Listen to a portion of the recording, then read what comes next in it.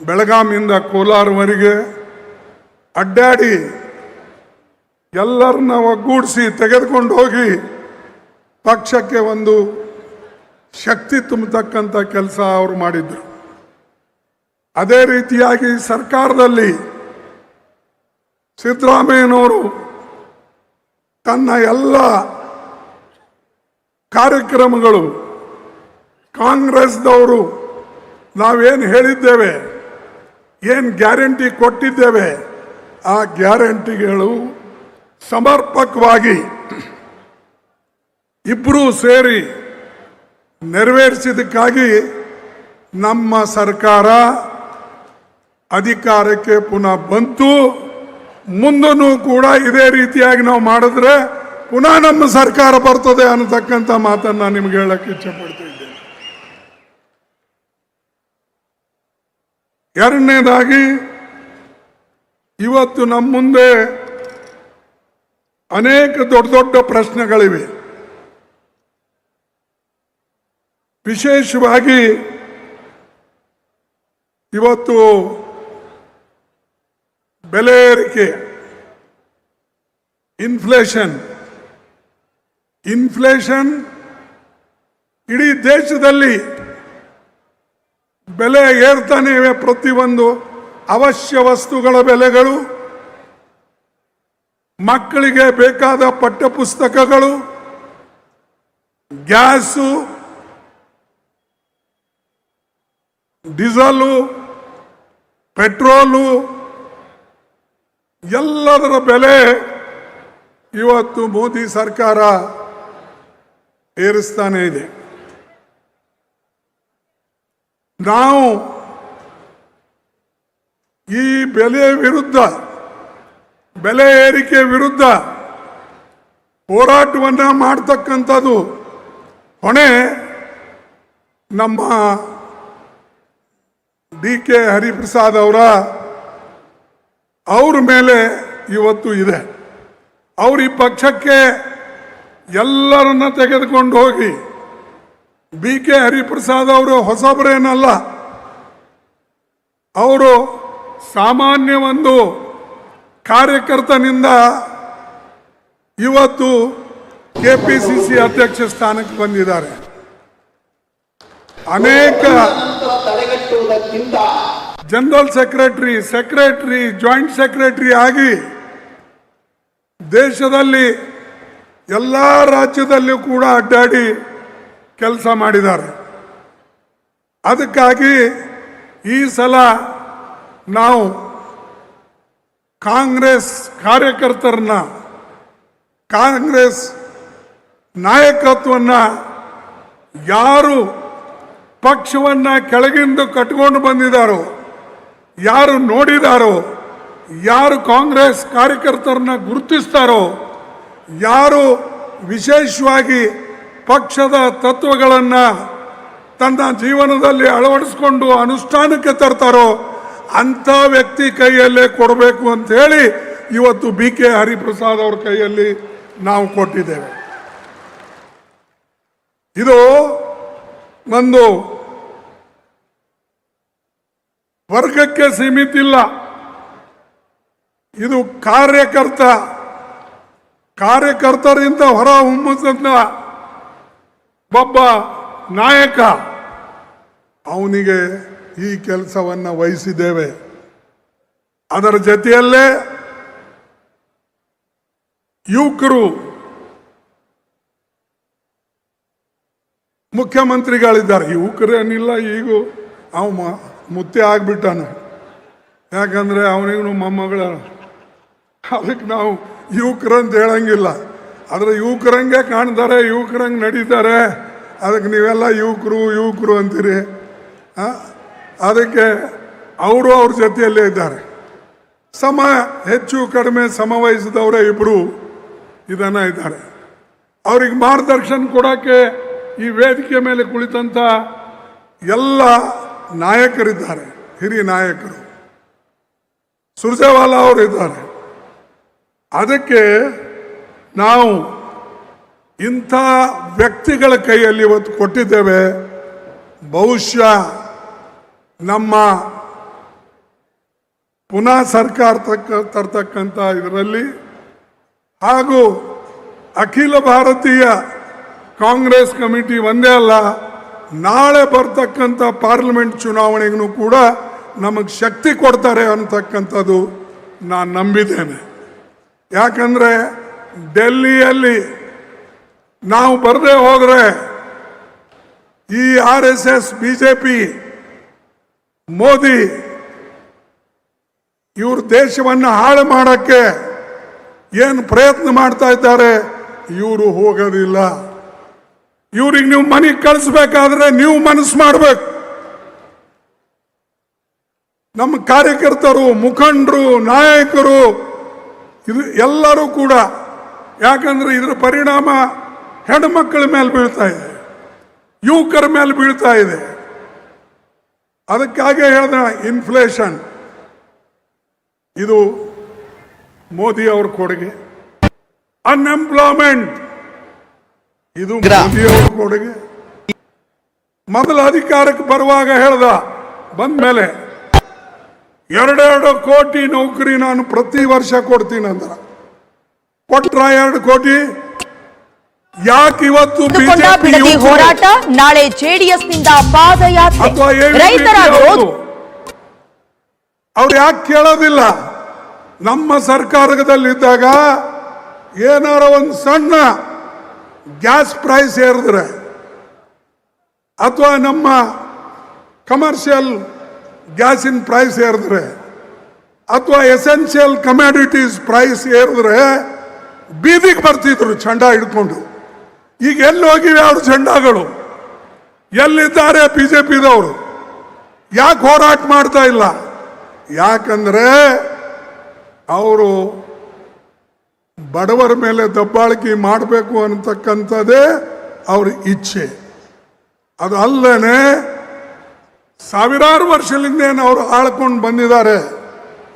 ಕೆಲವು ಜನರ ಕೈಯಲ್ಲೇ ಏನು ಅಧಿಕಾರ ಇತ್ತು, ಆ ಅಧಿಕಾರವನ್ನು ಮೋದಿಯವರು ಅದೇ ರೀತಿಯಾಗಿ ಮುಂದುವರಿಸಬೇಕು ಅಂತ ಹೇಳಿ ಅವರ ಪ್ರಯತ್ನ ಇದೆ.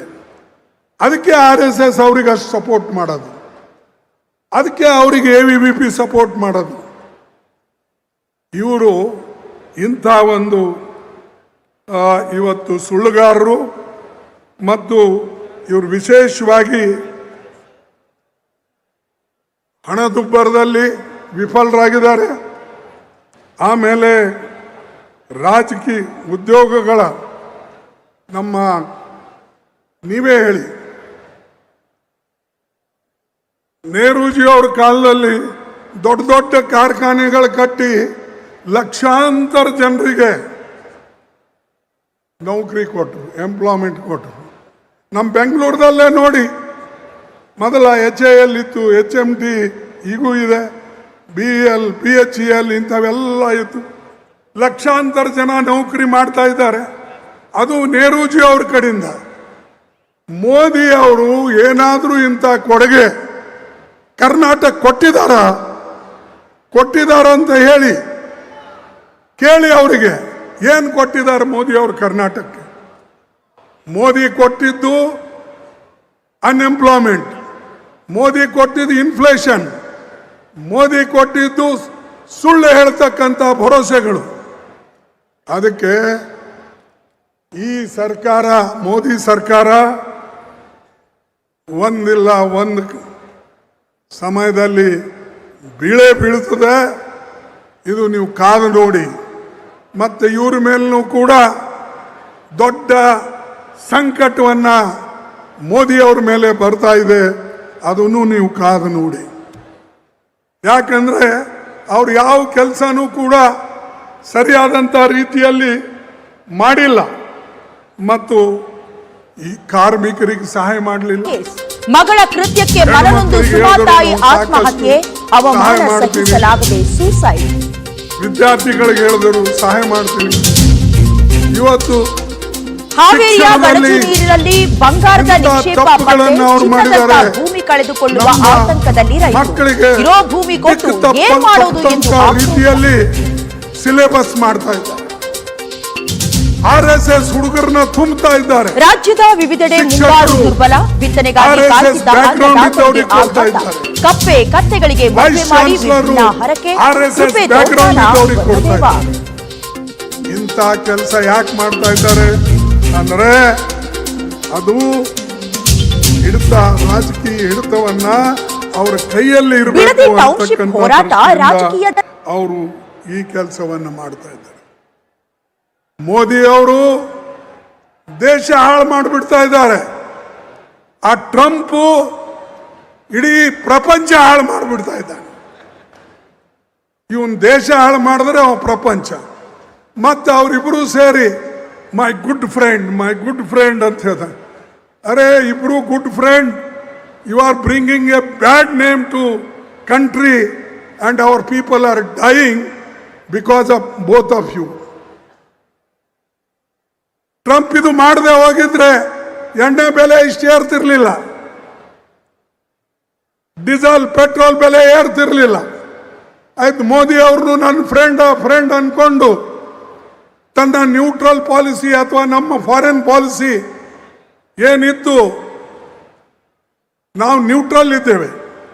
ನೆಹರೂಜಿ ಅವ್ರ ಕಾಲದಲ್ಲಿ ನಮ್ಮ ನ್ಯೂಟ್ರಲ್ ಪಾಲಿಸಿ ನಮಗೆ ಸಹಾಯ ಮಾಡಿದ್ದು, ಎಲ್ಲರೂ ನಮ್ಮ ಜೊತೆಯಲ್ಲಿದ್ದರು. ಆದರೆ ಈ ನಾನ್ ಅಲೈನ್ಮೆಂಟ್ ಪಾಲಿಸಿ ನಮ್ಮ ತೆಗೆದು ಪ್ರತಿ ದೇಶದಲ್ಲಿ ಅಡ್ಡಾಡಿ ಮೋದಿ ನನ್ನ ಫ್ರೆಂಡ, ಇವನು ನನ್ನ ಫ್ರೆಂಡ, ಇನ್ನೊಬ್ಬರು ನನ್ನ ಫ್ರೆಂಡ ಅಂತ ಹೇಳಿಕೊಂಡು ಎಲ್ಲರಿಗೆ ಕೊಳ್ಳಿಗೆ ಬಿದ್ದು ನಮ್ಮ ಕುತ್ತಿಗೆ ಒತ್ಬಿಟ್ರು. ಅದಕ್ಕೆ ಬಂಧುಗಳೇ, ನಾವು ಯಾವಾಗಲೂ ಕೂಡ ನೆನಪಿಡಬೇಕು, ಯಾವ ಸರ್ಕಾರ ಬಂದರೆ ನಮಗೆ ಒಳ್ಳೇದಾಗ್ತದೆ ಅದನ್ನ ನಾವು ತಿಳಿಸ್ಬೇಕು ಜನರಿಗೆ. ತಿಳಿಸಿದ ಮೇಲೆ ಜನ ಅದು ಬಂಧುಗಳೇ, ಅದಕ್ಕಾಗಿ ಕೂಡ ನಿಮ್ಮ ಕೆಲಸ ವಿಶೇಷವಾಗಿ ಯಾವ ವಿದ್ಯಾರ್ಥಿಗಳ ಹತ್ರ ಹೋಗಿ, ರೈತರ ಹತ್ರ ಹೋಗಿ, ಹೆಣ್ಣು ಮಕ್ಕಳ ಹತ್ರ ಹೋಗಿ, ಎಲ್ಲಿ ಅನ್ಯಾಯ ಅತ್ಯಾಚಾರ ಆಗ್ತದೆ ಅವ್ರ ಹತ್ರ ಹೋಗಿ, ಯಾರು ಬಡವರಿದ್ದಾರೆ ಅವ್ರ ಕಣ್ಣೀರು ಸೂಟಿ ಅವರಿಗೆ ನೀವೊಂದು ಧೈರ್ಯವನ್ನು ತುಂಬತಕ್ಕಂಥ ಕೆಲಸ ಮಾಡಿ. ಅದು ಇವತ್ತು ಅವಶ್ಯ ಇದೆ. ಇಡೀ ದೇಶದಲ್ಲೇ ಇದರ ಅವಶ್ಯಕತೆ ಇದೆ. ಅದಕ್ಕಾಗಿ ನಾನು ನಿಮ್ಮಲ್ಲಿ ಕೇಳ್ಕೊಳ್ತಕ್ಕಂಥದ್ದು, ನಮ್ಮ ಪಕ್ಷ ಬಲಪಡಿಸಬೇಕು ಮತ್ತು ಮುಂದಿನ ನಮ್ಮ ಭಾರತದ ಭವಿಷ್ಯ ನಿಮ್ಮ ಕೈಯಲ್ಲಿದೆ. ನೀವೆಲ್ಲ ಯಂಗ್ಸ್ಟರ್ಸು, ನೀವು ಒಂದು ತತ್ವದ ಆಧಾರದ ಮೇಲೆ ಪಕ್ಷ ನಿಷ್ಠೆ ಇಟ್ಕೊಂಡು ಕೆಲಸ ಮಾಡಿದರೆ ಖಂಡಿತವಾಗಿ ಮುಂದಿನ ಪೀಳಿಗೆ ಭವಿಷ್ಯ ಒಳ್ಳೆಯದಾಗ್ತದೆ. ನಾವೇ ಪಕ್ಷದ ತತ್ವಗಳು ಬಿಟ್ಟು ಅಥವಾ ನಮ್ಮ ಐಡಿಯಾಲಜಿ ಬಿಟ್ಟು ನಮಗೆ ಹೇಗೆ ಬೇಕು ಹಾಗೆ ನಡ್ಕೊಂಡ್ರೆ ಮುಂದಿನ ಜನರೇಷನ್ ನಿಮಗೆ ಕ್ಷಮಿಸೋದಿಲ್ಲ. ದೇಶದಲ್ಲೂ ಅದೇ ಏನಾಗಿದೆ. ಮೊದಲ ರಥಯಾತ್ರೆ ಮಾಡಿದ್ರು ಯಾರು, ಅದಾನಿಯವರು ಸಾಥ್ ನೀಡಿದ್ದಾರೆ. ಅಡ್ವಾಣಿಯವರು ಪಾಪ ಅದು ರಾಮನ ಗುಡಿ ಕಟ್ತೇವೆ ಅಂತ ಹೇಳಿ ಎಲ್ಲ ಆವಾಗ ಇಟ್ಟಿಗೆಗಳು, ಬಂಗಾರಗಳು, ದುಡ್ಡು ಎಲ್ಲನೂ ಅವಾಗೂ ಎಲ್ಲ ಸೇರಿಸಿದ್ರು. ಆದ್ರೆ ಅದ್ರ ಲೆಕ್ಕ ಯಾರೂ ಕೊಡಲಿಲ್ಲ, ಅದು ಎಲ್ಲಿ ಹೋಯ್ತೋ ಗೊತ್ತಿಲ್ಲ. ಈಗ ರಾಮ ಮಂದಿರ ಕಟ್ಟಾದ್ಮೇಲೂ ಕೂಡ ಅಲ್ಲಿಂದ ಕಳ್ಳತನ ಆಗ್ತಾ ಇದೆ. 5,000 ಕೋಟಿಯಷ್ಟು ದುಡ್ಡು ಅಲ್ಲಿಂದ ಪೋಲಾಗಿದೆ ಅನ್ನತಕ್ಕಂಥ ರಿಪೋರ್ಟು ಬರ್ತಾ ಇದೆ. ಪೂಜಾರಿನೇ ದುಡ್ಡು ಹೊಡಿತಾ ಇದ್ದಾರೆ. ರಾಮ್ ನಾಮ್ ಜಪೋ ಪರಾಯ ಮಾಲ್ ಅಪ್ನಾ. ರಾಮನ ಹೆಸರು ತಗೊಳ್ಳೋದು, ರಾಮನ ಹೆಸರಿನ ಮೇಲೆ ಲೂಟಿ ಮಾಡೋದು. ಕೋಟ್ಯಾಂತರ ರೂಪಾಯಿ ಲೂಟಿ ಮಾಡಕ್ ನೀವು ದೇವರ ಗುಡಿ ನಿರ್ಮಾಣ ಮಾಡಿರ. ಅದು ಉದ್ಘಾಟನೆ ಯಾರ ಕೈಲಿಂದ ಆಗಿದೆ? ಮೋದಿ ಅವ್ರ ಕೈಯಿಂದ. ನಾನು ನೋಡಿಲ್ಲಪ್ಪ. ಅನೇಕ ಗುಡಿಗಳು ಕಟ್ತಾರೆ. ಈ ಯಾರೋ ಪವಿತ್ರ ಹಸ್ತದಿಂದ ಕೈಯಿಂದ ಸ್ವಾಮಿಗಳಾಗಲಿ ಅಥವಾ ಯಾರು ಅತ್ಯಂತ ಪ್ರಾಮಾಣಿಕವಾಗಿ ತನ್ನ ಜೀವನದಲ್ಲಿ ನಡ್ಕೊಂಡು ಹೋದಂಥ ಪೂಜ್ಯ ವ್ಯಕ್ತಿಗಳ ಕೈಯಲ್ಲಿ ಗುಡಿಗಳ ಉದ್ಘಾಟನೆ ಆಗ್ತವೆ. ಸ್ವಾಗತ. ಹಾವೇರಿ ಜಿಲ್ಲೆಯ ಗಣಚೂರಿನ ಪ್ರಧಾನಮಂತ್ರಿ ಆಗಿ ಆ ಗುಡಿ ಉದ್ಘಾಟನೆನೂ ತಾನೇ ಮಾಡ್ದ, ಆ ಸ್ಥಾಪನೆನೂ ತಾನೇ ಮಾಡ್ದ. ಹಾವೇರಿ ಜಿಲ್ಲೆಯ ಗಣಚೂರಿನಲ್ಲಿ ಚಿನ್ನದ ಗಣಿಗಾರಿಕೆ ಶುರುವಾಗಲಿದೆ ಎಂಬ ವಿಚಾರ ದುಡ್ಡುಗಳು ಹೋಗ್ತಾ ಇವೆ. ಏನು ಇವ್ರ ಶಿಷ್ಯರು ಮಾಡ್ತಾ ಇದ್ದಾರೋ ಮತ್ತೆ ಅನ್ನತಕ್ಕಂಥದ್ದು ಅದರ ತನಿಖೆ ಆಗಲೇಬೇಕು. SIT ಕೂಡಿಸ್ಬೇಕು. ಶೋಧನೆ ಆರಂಭಿಸಿತ್ತು. ಡೆಕ್ಕನ್ ಎಕ್ಸ್ಪ್ಲೋರೇಷನ್ ಸರ್ವಿಸಸ್ ಹೆಸರಿನಲ್ಲಿ ಜಮೀನಿನಲ್ಲಿ ಕೊಳವೆ ಬಾವಿ ಕೊರೆದು ಕಲ್ಲಿನ ಮಾದರಿ ಸಂಗ್ರಹಿಸಿ ಪರೀಕ್ಷಿಸಲಾಗಿತ್ತು. ಕಲ್ಲುಗಳಲ್ಲಿ ಯಥೇಚ್ಛವಾಗಿ ಚಿನ್ನದ ಅಂಶವಿರುವುದು ಸಾಬೀತಾಗಿತ್ತು. ಈ ಕುರಿತಾಗಿ ಅನ್ನದಾತರಿಗೆ ಆತಂಕ ಹೆಚ್ಚಿದ್ದು, ಭೂಮಿ ಕೊಟ್ಟು ಏನ್ ಮಾಡಬೇಕು ಅಂತ ರೈತರು ಆಕ್ರೋಶ ವ್ಯಕ್ತಪಡಿಸಿದ್ದಾರೆ. ದುಡ್ಡು ಸಿಗುತ್ತೆ भाई तुमको भगवान तुम्हारे साथ है, मंदिर तुम्हारे साथ है, मोदी तुम्हारे साथ है, तुम वहां के चीफ मिनिस्टर हो, करो, डालो जेल में जो लूटे हैं, जो लूट रहे हैं राम के नाम से. ಇದು ಮಾಡ್ತಾ ಇಲ್ಲ. ಅವ್ರು ಏನ್ ಮಾಡಿದ್ರು ನಡೆದು ಹೋಗ್ತದೆ. ಕಳತನ ಮಾಡಿದ್ರು ಮಾಫ್, ದುಡ್ಡು ತಿಂದ್ರು ಮಾಫ್. ಆಮೇಲೆ ದೇವ್ರ ಹೆಸರ ಮೇಲೆ ನೀವೆಲ್ಲರೂ ಓಟ್ ಕೊಟ್ರಿ. ನೀವು ಅಂದ್ರೆ ನೀವಲ್ಲ, ಇಡೀ ದೇಶದಾಗೆ ರಾಮ ಮಂದಿರ ಮೇಲೆ ಓಟ್ ಕೊಟ್ರು, ಧರ್ಮದ ಹೆಸರಿನ ಮೇಲೆ ಓಟ್ ಕೊಟ್ಟರು. ಆದರೆ ಇವರು ಧರ್ಮವನ್ನ ಉಳಿಸ್ಕೊಂಡು ಹೋಗ್ತಾ ಇದ್ದಾರಾ? ಧರ್ಮದ ಹೆಸರಿನಲ್ಲಿ ಈ ದೇಶದಲ್ಲಿ ಲೂಟಿ ಆಗ್ತಾ ಇದೆ. ಧರ್ಮದ ಹೆಸರಿನಲ್ಲಿ ಬಡವರನ್ನ ತುಳಿತಾ ಇದ್ದಾರೆ. ಧರ್ಮದ ಹೆಸರಿನಲ್ಲಿ ನಮ್ಮ ವಿದ್ಯಾರ್ಥಿಗಳಿಗೆ ತುಳಿತಾ ಇದ್ದಾರೆ. ಧರ್ಮದ ಹೆಸರಿನಲ್ಲಿ ನಮ್ಮ ಬಡ ಜನರಿಗೆ ಇವತ್ತು ತೊಂದರೆ ಕೊಡ್ತಾ ಇದ್ದಾರೆ. ಇವತ್ತು ಎಕ್ಸಾಮಿನೇಷನ್, ಇವತ್ತು ನೀಟ್ ಎಕ್ಸಾಮಿನೇಷನ್ ಇದೆ. ನೀಟ್ ಎಕ್ಸಾಮಿನೇಷನ್ ಕಂಡಕ್ಟ್ ಮಾಡ್ತಾರೆ. ಯಾಕಪ್ಪ ಎರಡನೇ ಸಲ ಮಾಡೋದಾಯ್ತು? ಸರಿ ಇಲ್ಲ. ಅದಕ್ಕಾಗಿ ರಾಹುಲ್ ಗಾಂಧಿ ಅವರು ಹೇಳಿದ್ರು, ಊಟ ಮಾಡಿ ಮಲಗಿದ್ದ, ಆದ್ರೆ ಕೊಲೆಗಡಕರು ಎಜುಕೇಶನ್ ಮಿನಿಸ್ಟರ್ ಅವರು ರಾಜೀನಾಮೆ ಕೊಡಬೇಕು. ಗೊತ್ತಿಲ್ಲ. ಅವರ ವಿಫಲತೆಯಿಂದ, ಅವರ ವೈಫಲ್ಯದಿಂದಲೇ ಈ ನೀಟ್ ಎಕ್ಸಾಮಿನೇಷನ್ ಸರಿಯಾಗಿ ನಡೀಲಿಲ್ಲ. ಹೀಗೆ ರಕ್ತ ಸಿಕ್ತವಾಗಿ ಬಡವರ ಮಕ್ಕಳಿಗೆ ಅನುಕೂಲ ಆಗಲಿ, ಎಲ್ಲ ಕಡೆ ಒಂದೇ ಎಕ್ಸಾಮಿನೇಷನ್ ಆಗಲಿ. ಯಾಕಂದರೆ ಪ್ರೈವೇಟ್ ಯೂನಿವರ್ಸಿಟಿಗಳಿವೆ, ಪ್ರೈವೇಟ್ ಕಾಲೇಜ್ಗಳಿವೆ. ಅವರೆಲ್ಲರೂ ತಮ್ಮ ಮನಸ್ಸಿಗೆ ಬಂದಂಗೆ ಎಕ್ಸಾಮ್ ಮಾಡ್ತಾರೆ. ಬೇರೆಯವ್ರಿಗೆ ಸಿಗೋದಿಲ್ಲ. ತಮಗೆ ಯಾರಿಗೆ ಬೇಕು ಅವ್ರಿಗೆ ಪಾಸ್ ಮಾಡ್ತಾರೆ. ಫಸ್ಟ್ ಕ್ಲಾಸ್ ಕೊಡ್ತಾರೆ, ಸೆಕೆಂಡ್ ಕ್ಲಾಸ್ ಕೊಡ್ತಾರೆ. ಆದರೆ ಎಲ್ಲರಿಗೆ ಒಂದೇ ಆಗಬೇಕು ಅಂತಕ್ಕಂಥ ದೃಷ್ಟಿಯಿಂದಲೇ ನಾವು ನೀಟನ್ನು ಆಗಲಿ ಅಂತ ಹೇಳಿ ಸುಮ್ಮನೆ ಬಿಟ್ಟಿವಿ. ಆದರೆ ನೀಟಿಂದ ಇವರಿಗೆ ಎಕ್ಸಾಮಿನೇಷನ್ ಕಂಡಕ್ಟೇ ಮಾಡೋಕ್ಕಾಗಲ್ಲ. ನೀವು ಜನರಾಗೆ ವಿದ್ಯಾರ್ಥಿಗಳು ಇಷ್ಟೊಂದು ಪ್ರಯತ್ನ ಮಾಡಿ ಕಷ್ಟಪಟ್ಟು ಓದಿ ಯಾರು ಬರ್ತಾರೋ, ಮುಂದೇನಾದರೂ ನಮ್ಮ ಮಕ್ಕಳಿಗೆ ಅನುಕೂಲ ಆಗಲಿ ಅಂತ ತಾಯಿ ತಂದೆ ಓದಿಸ್ತಾರೋ, ಅವರಿಗೆಲ್ಲರಿಗೆ ಮೋಸ ಮಾಡಿದವ್ರು ಯಾರು? ಈ BJPದವರು. ಅವ್ರಿಗೆ ಮೋಸ ಮಾಡಿದವ್ರು ಯಾರು? ಈ ಶಿಕ್ಷಣ ಮಂತ್ರಿ, ಪ್ರಧಾನವರು. ಇವ್ರು ರಾಜೀನಾಮೆ ಕೊಡಬೇಕು. ಇಲ್ಲ ಅಂದರೆ ಹಿಂದೆ ನಮ್ಮ ಮೊಯ್ಲಿ ಅವರು ಪ್ರಾರಂಭ ಮಾಡಿದ್ರು, ಅದು ಯಾವುದು ಕಾಮೆಡ್ಗೆ CET, ಆ ಮಾದರಿ ಮೇಲೆ ಇವತ್ತು ಎಲ್ಲ ಸ್ಟೇಟ್ನಲ್ಲಿ ಆಗಲಿ. ಅದರ ಜೊತೆಯಲ್ಲೇ ನಮ್ಮ ಮಕ್ಕಳು PUCದಲ್ಲಿ ಏನು ಮಾರ್ಕ್ಸ್ ತೊಗೊಳ್ತಾರೆ ಅದನ್ನು ನೀವು ಸೇರಿಸಿ, ಅಥವಾ ಅದಕ್ಕೆ ಎಷ್ಟು, ಈಗೇನು ಬರೇ ಮಕ್ಕಳು ನೀಟ್ ಎಕ್ಸಾಮ್ಗೋಸ್ಕರನೇ ದುಡ್ಡು ಖರ್ಚು ಮಾಡಬೇಕು, ಟ್ಯೂಷನ್ಗೆ ಹೋಗ್ಬೇಕು. ಯಾರ ಹತ್ರ ದುಡ್ಡಿದೆ ಅವ್ರು ಮಾತ್ರ ಹೋಗ್ತಾರೆ. ಬಾಕಿ ಮಕ್ಕಳು ಏನು ಮಾಡಬೇಕು? ಸರ್ಕಾರಿ ಸ್ಕೂಲ್ನಾಗ ಓದ್ದವ್ರು ಏನು ಮಾಡಬೇಕು? ಅದಕ್ಕಾಗಿ ರಾಜ್ಯಕ್ಕೆ ನೀವು ಅದು ಕೊಡಿ. ರಾಜ್ಯ ಮತ್ತು ನೀಟ್ ಇವೆರಡೂ ಸೇರಿ ಮಾರ್ಕ್ಸ್ ಬಂದರೆ ಎಲ್ಲರಿಗೂ ಅನ್ಯಾಯ ಆಗೋದಿಲ್ಲ. ಯಾಕಂದ್ರೆ PUC ಮಾರ್ಕ್ಸ್ ಒಬ್ರು ಹೆಚ್ಚಿಗಿರ್ತದೆ, ಪಾಪ ಓದಿ ಓದಿ ಓದಿ ಅವರು ಸುಸ್ತಾಗ್ತಾರೆ. ಆದ್ರೆ ನೀಟ್ನಲ್ಲಿ ಅವ್ರಿಗೆ ಮಾರ್ಕ್ ಕಮ್ಮಿ ಬಿಡ್ತಾನೆ. ಅವ ನೀಟಿಗೆ ತಿಂಗಳೇ ಓದ್ತಾನೆ, ಒಂದೇ ಮಂತ್ ಓದ್ತಾನೆ, ಅವನಿಗೆಲ್ಲ ರ್ಯಾಂಕ್ಗಳು ಬರ್ತವೆ. ಇವನು ವರ್ಷಾನುಗಂಟ್ಲೆ PUC ಓದಿ +2 ಓದಿ ಇವನಿಗೆ ಆ ಮಾರ್ಕ್ಸೇ ಅದರೊಳಗೆ ಕನ್ಸಿಡರ್ ಮಾಡೋದಿಲ್ಲ. ಅದಕ್ಕಾಗಿ ಇದರಲ್ಲಿ ಅಮುಗ್ರ ಬದಲಾವಣೆ ಆಗಬೇಕು.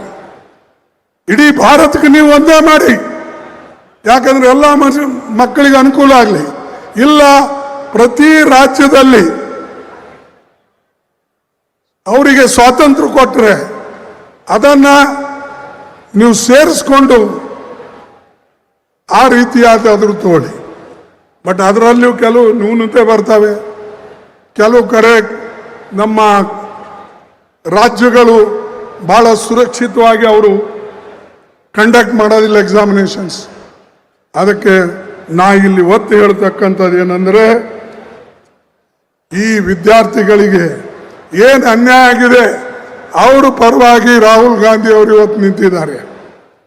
ನಾವೆಲ್ಲರೂ ನಿಲ್ಲಬೇಕು, ನಾವೆಲ್ಲರೂ ಹೋರಾಟ ಮಾಡಬೇಕು, ನಾವೆಲ್ಲರೂ ಈ ನೀಟ್ ಈ ರೀತಿಯಾಗಿ ತಪ್ಪಾಗ್ತಾ ಇದೆ, ಇದಕ್ಕೆ ಸರಿಪಡಿಸಕ್ಕೆ ನಮ್ಮ ಯುವಕರು ವಿದ್ಯಾರ್ಥಿಗಳು ಒಂದಾಗಿ ಹೋರಾಟ ಮಾಡಿದ್ರೆ ನಾಳೆ ಈ ಸರ್ಕಾರ ಇರೋದಿಲ್ಲ. ಅದಕ್ಕೆ ಬಂಧುಗಳೇ, ತಾವಿದು ನೆನಪಿನಲ್ಲಿ ಇಟ್ಟುಕೊಳ್ಳಿ. ಇವರಿಗೆ ರಾಮ ಮಂದಿರ ದುಡ್ಡು ಬೇಕು, ಅಲ್ಲೂ ಲೂಟಿ ಮಾಡ್ತಾರೆ. ಬಡವರಲ್ಲಿ ಗ್ಯಾಸು, ಪೆಟ್ರೋಲು, ಡೀಸಲು, ಫರ್ಟಿಲೈಸರು ಇದ್ರ ಮೇಲೆ ಟ್ಯಾಕ್ಸ್ ಹಾಕಿ ಸೆಸ್ ಹಾಕಿ ಕೋಟ್ಯಾಂತರ ರೂಪಾಯಿ ತಗೊಳ್ತಾರೆ. ಅದನ್ನು ಕೂಡ ನಾವು ಪ್ರೊಟೆಸ್ಟ್ ಮಾಡಬೇಕು ಅಂತಕ್ಕಂಥ ಮಾತನ್ನ ನಿಮಗೆ ಇವತ್ತು ಹೇಳ್ತೇನೆ. ಅದರ ಜೊತೆಯಲ್ಲಿ ನಮ್ಮ ರೈತರ ನಿಲ್ಲಬೇಕು, ನಮ್ಮ ಕಾರ್ಮಿಕರ ಪರವಾಗಿ ನಾವು ನಿಲ್ಲಬೇಕು, ನಾವು ಕರ್ನಾಟಕದ ಪರವಾಗಿ ಎಲ್ಲರೂ ಕೂಡ ನಿಂತು ನಮ್ಮ ಹೋರಾಟವನ್ನು ಮುಂದುವರಿಸಬೇಕು. ಮತ್ತು ಎಲ್ಲಕ್ಕಿನ್ನ ಈಗ ನಮ್ಮ ಅಧ್ಯಕ್ಷರು ನಮಗೆ ಸಂವಿಧಾನ ಕೊಟ್ಟಾರೆ.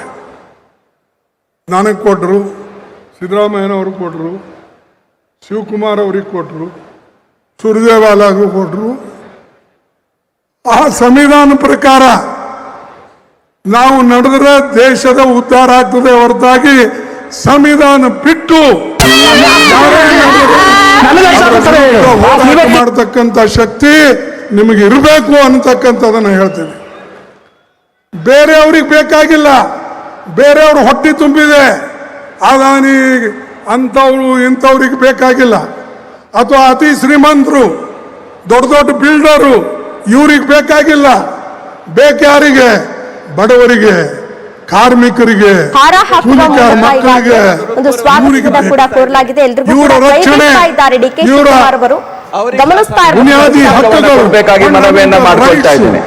ಉಳಿಸಬೇಕು. ಅದೇ ರೀತಿ ನಿಮ್ಮ ಓಟಿನ ಕರ್ನಾಟಕದ ನೂತನ ಅಧ್ಯಕ್ಷರು ಸೇರಿ ನಮ್ಮ ನಿಮ್ಮೆಲ್ಲರ ಕೇಂದ್ರ ಬಿಂದು, ಇಂದಿನ ಸಮಾವೇಶದ ಕೇಂದ್ರ ಬಿಂದು ಆದಂತ BK ಹರಿಪ್ರಸಾದ್ ಸಾಹೇಬರನ್ನ ನಿಮ್ಮೆಲ್ಲರ ಪರವಾಗಿ ನಾನು ಹೃತ್ಪೂರ್ವಕವಾಗಿ ಸ್ವಾಗತಿಸ್ತಾ ಇದ್ದೇನೆ.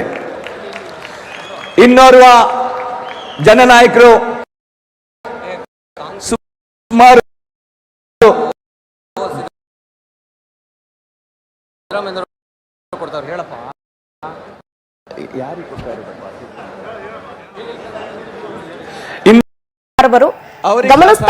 ಪುಸ್ತಕವನ್ನು ಕೊಡಬೇಕಾಗಿ ಮನವಿಯನ್ನ ಮಾಡ್ಕೊಳ್ತಾ ಇದ್ದೇನೆ. ಅದೇ ರೀತಿ ಕರ್ನಾಟಕದ ನೂತನ ಅಧ್ಯಕ್ಷರು ನಮ್ಮ ನಿಮ್ಮೆಲ್ಲರ ಕೇಂದ್ರ ಬಿಂದು, ಇಂದಿನ ಸಮಾವೇಶದ ಕೇಂದ್ರ ಬಿಂದು ಆದಂತ BK ಹರಿಪ್ರಸಾದ್ ಸಾಹೇಬರನ್ನ ನಿಮ್ಮೆಲ್ಲರ ಪರವಾಗಿ ನಾನು ಹೃತ್ಪೂರ್ವಕವಾಗಿ ಸ್ವಾಗತಿಸ್ತಾ ಇದ್ದೇನೆ. ಇನ್ನೋರ್ವ ಜನನಾಯಕರು ಸುಮಾರು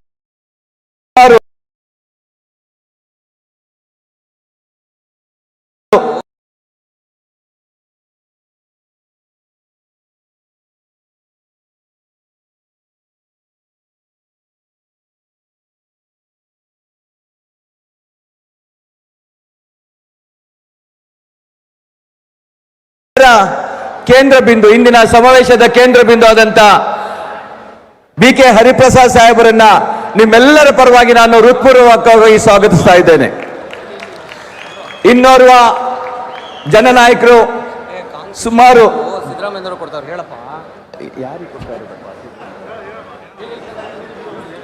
ಇನ್ನೊಬ್ಬ ಮಾಜಿ ಮುಖ್ಯಮಂತ್ರಿಗಳು, ನಮ್ಮೆಲ್ಲರ ನಾಯಕ,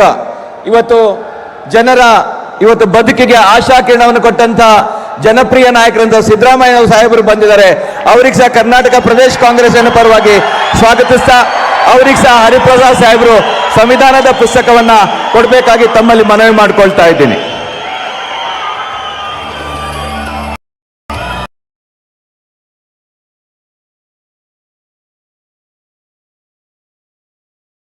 ಗುರುತಿಸಿ ಅವ್ರಿಗೆ ಚೇರ್ಮನ್, ಮೆಂಬರ್ ಇವೆಲ್ಲ ಮಾಡ್ತಕ್ಕಂಥದ್ದು ಆಗ್ಬೇಕು. ಹಿಂದೇನಾಯಿತು ಆಯಿತು, ಯಾಕಂದ್ರೆ ಯಾರಿಗೇನು ಬೇಕು ಅದು ಮಾಡಿಕೊಂಡ್ರು. ಆದರೆ ಕನಿಷ್ಠ ಈಗ ಯಾರು ನೀವು ಆರ್ಗನೈಸೇಷನ್ಲಿಂದ ಬಂದಿದ್ರಿ, ಇವರು ನಮ್ಮ ಕಾಂಗ್ರೆಸ್ ಕಾರ್ಯಕರ್ತರನ್ನ ಗುರುತಿಸಿ ಅವರಿಗೆ ನೀವು ಈ ಪೋಸ್ಟ್ಗಳನ್ನು ಕೊಟ್ಟು ಹುರಿದುಂಬಿಸಿ ಮುಂದೆ ಬರ್ತಕ್ಕಂಥ ಚುನಾವಣೆಗಳು ಕಾರ್ಪೊರೇಷನ್ ಇದೆ, ಆಮೇಲೆ ನಿಮ್ಮ ಮುನ್ಸಿಪಾಲ್ಟಿಗಳದಿವೆ, ಪಂಚಾಯತ್ ಇವೆ, ಜಿಲ್ಲಾ ಪಂಚಾಯತ್ ಇವೆ. ಇದರಲ್ಲಿ ಹೋರಾಟ ಮಾಡೋರು ಯಾರು? ನೀವು ನಾವು ಅಲ್ಲ, ಇಲ್ಲಿ ಕುಂತ ಜನ ಹೋರಾಟ ಮಾಡ್ತಾರೆ. ಅದಕ್ಕಾಗಿ ಈ ಜನರಿಗೆ ನೀವು ನೋಡಿ ಗುರುತಿಸಿ ಅವರಿಗೆ ಪೋಸ್ಟ್ಗಳನ್ನು ಕೊಟ್ಟರೆ ನಿಮ್ಮ ಜೊತೆಯಲ್ಲಿ ಅವರು ಬರ್ತಾರೆ. ಅದಕ್ಕಾಗಿ ನೀವು ಆ ಕೆಲಸ ಮಾಡ್ತೀರಿ ಅಂತಕ್ಕಂಥ ಮಾತನ್ನು ಹೇಳಿ, ಸುರ್ಜೇವಾಲಾನು ಕೂಡ ಇದ್ರ ಮೇಲೆ ಭಾಳ ಆಸಕ್ತಿ ವಹಿಸಿ ಕಷ್ಟಪಟ್ಟು ಎಲ್ಲರಿಗೆ ಸಮಾಧಾನ ಮಾಡಿ ಎಲ್ಲರ ಮನೆಗೆ ಹೋಗಿ ಸಾಕಷ್ಟು ಮಂದಿಗೆ ಎಲ್ಲ ಒಂದು ಮಾಡಿ ಇವರು ಯಶಸ್ವಿಯಾಗಿ ಇವತ್ತು ನಮ್ಮ ರಾಜಕೀಯ ಒಂದು ಹಸ್ತಾಂತರನೂ ಆಯಿತು, ಅಥವಾ ಇವತ್ತು ಪಕ್ಷದ ಹಸ್ತಾಂತರ ಆಯಿತು. ಇವೆಲ್ಲನೂ ಕೂಡ ಸ್ಮೂತ್ವಾಗಿ ಮಾಡಿಸಿದ್ದಕ್ಕಾಗಿ ನಾನು ಸುರ್ಜೇವಾಲಾಗೆ ನನ್ನ ಪರವಾಗಿ ನಿಮ್ಮ ಪರವಾಗಿ ಹಾರ್ದಿಕವಾದಂಥ ಅಭಿನಂದನೆಗಳನ್ನು ಸಲ್ಲಿಸ್ತೀನಿ. ನಿಮ್ಮೆಲ್ಲರೂ ಭಾಳ ಶಾಂತ ರೀತಿಯಿಂದ ನಮ್ಮ ಮಾತು ಕೇಳಿ ಮತ್ತು ನಮ್ಮ ಮೀಡಿಯಾ ಫ್ರೆಂಡ್ಸು ಅತ್ಯಂತ ಸಮಾಧಾನದಿಂದ ಸಮೀಕ್ಷೆ ಮಾಡಿ ಎಲ್ಲರೂ ನೋಡಿದ್ದಾರೆ, ಕೇಳಿದ್ದೀರಿ. ಅದಕ್ಕೆ ನಿಮ್ಮೆಲ್ಲರಿಗೂ ವಂದಿಸಿ ನನ್ನ ಮಾತು ಮುಗಿಸ್ತೇನೆ. ಜೈ ಹಿಂದ್, ಜೈ ಕರ್ನಾಟಕ, ಜೈ ಕಾಂಗ್ರೆಸ್. ಕೊನೆಯದು ನಾನು ಒಂದು ಹೇಳಿದೆ, ಅದು ನೀವು ಜೈ ಹಿಂದ್ ನೋಡಿ. ಹಿಂದಿನವ್ರಿಗೆ ಶಕ್ತಿ ಇಲ್ಲ, ಊಟ ಮಾಡಿಲ್ಲ. ಶಿವಕುಮಾರ್ ಊಟ ಹಾಕ್ಸಿಲ್ ಕಾಣ್ತದೆ ಈ ಸಾರಿ ಹಾಕಿ. ಜೈ ಹಿಂದ್, ಜೈ ಹಿಂದ್, ಜೈ ಕಾಂಗ್ರೆಸ್, ಜೈ ಕಾಂಗ್ರೆಸ್, ಜೈ ಕಾಂಗ್ರೆಸ್. ನಿಮ್ಮೆಲ್ಲರಿಗೆ ವಂದನೆಗಳು, ನಮಸ್ಕಾರ, ಜೈ ಹಿಂದ್.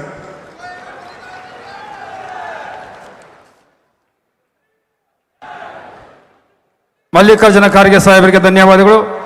ಈಗ ಸಭೆಯನ್ನು ಉದ್ದೇಶಿಸಿ ಅಖಿಲ ಭಾರತ ಕಾಂಗ್ರೆಸ್ ಸಮಿತಿಯ ಪ್ರಧಾನ ಕಾರ್ಯದರ್ಶಿಗಳು, ಸಂಸದರು ಹಾಗೂ ಕರ್ನಾಟಕದ ಉಸ್ತುವಾರಿಯನ್ನು ವಹಿಸಿರ್ತಕ್ಕಂಥ ಸನ್ಮಾನ್ಯ ರಣದೀಪ್ ಸಿಂಗ್ ಸುರ್ಜೇವಾಲಾ ಸಾಹೇಬರು ಮಾತನಾಡಬೇಕು ಅಂತೇಳಿ ಮನವಿ ಮಾಡ್ತೀನಿ. ಈಗ ಕೆಪಿಸಿಸಿ ವತಿಯಿಂದ ಅಖಿಲ ಭಾರತ ಕಾಂಗ್ರೆಸ್ ಸಮಿತಿಯ ಅಧ್ಯಕ್ಷರಾದಂಥ ಮಲ್ಲಿಕಾರ್ಜುನ ಖರ್ಗೆ ಸಾಹೇಬರಿಗೆ ನೆನಪಿನ ಕಾಣಿಕೆಯನ್ನು ಕೊಡ್ತಾ ಇದ್ದಾರೆ.